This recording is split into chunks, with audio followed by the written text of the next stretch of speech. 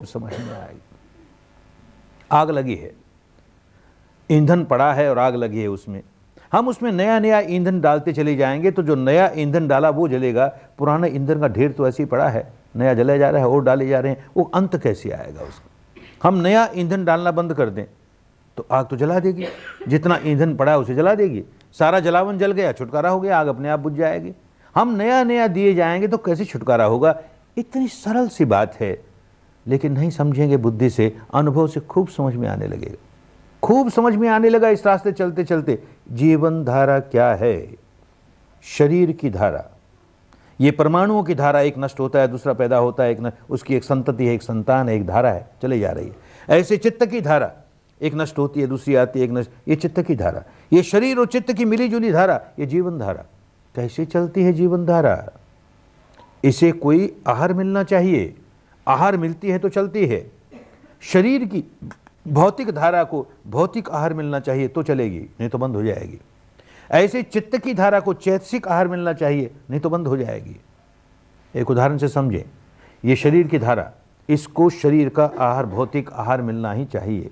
2 वक्त भोजन करते हैं, मन में आया कि नहीं करेंगे, आज उपवास करेंगे, नहीं किया, उसको आहार नहीं दिया, नहीं दिया तो मर नहीं गई, अभी चल रही है।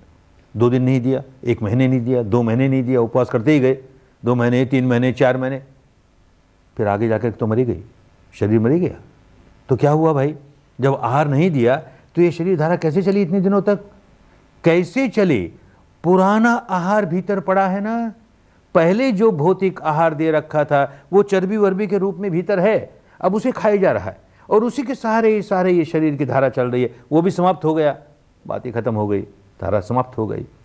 ठीक इसी प्रकार चित्त की धारा, चित्त की धारा हमारे संस्कारों से चलती है। संस्कार डाला कि नया विज्ञान पैदा हुआ, संस्कार डाला कि नया विज्ञान पैदा हुआ। प्रतिक्षण संस्कार डालते हैं, नया विज्ञान पैदा होता है। संखार पच्चया विज्ञान, संखार पच्चया विज्ञान। हमने हाथ खींच लिया, हमने नया संस्कार बनाते। अब कैसे चलेगी ये धारा? फिर भी चलती है, कैसे चलेगी? तो हमने जब हाथ खींच लिया, नया संस्कार नहीं बनाया, तो कोई न कोई पुराने संस्कार को अपना सिर उठाना पड़ा। जो संग्रह पुराना है उसने सिर उठाया, फिर एक नया चित्त बना। फिर हमने कोई नया संस्कार नहीं बनाया, पुराने संस्कार ने सिर उठाया। इस प्रकार उपज्जित्वा निरुज्झन्ति, उपज्जित्वा निरुज्झन्ति, एक पर एक संस्कार सिर उठाते हैं, नष्ट होता है, नष्ट होता है। अरे ये समता आए ना, और इन गहराइयों में आए ना। इसी को सामायिक कहा हमारे यहाँ, भूल भाल गए क्या सामायिक होती है। इसी को कायोत्सर्ग कहा हमारे यहाँ, उत्सर्ग कर दिया काया का।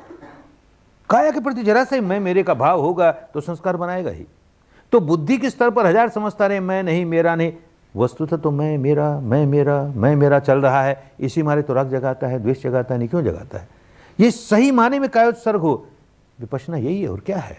करते करते करते उन गहराइयों तक चला जाए, नया जलावन देवे ही नहीं, नया संस्कार बनाए नहीं, पुराने अपने आप निकलते जाएंगे, निकलते जाएंगे। चित्त समता में रहे, हर अवस्था में, भीतर और बाहर समता में रहे, समता। इस व्यक्ति ने यही किया, मुक्त हो गया और सारे जीवन भर एक उदाहरण पेश किया किस तरह से आदमी हर अवस्था में समता में रह सकता है।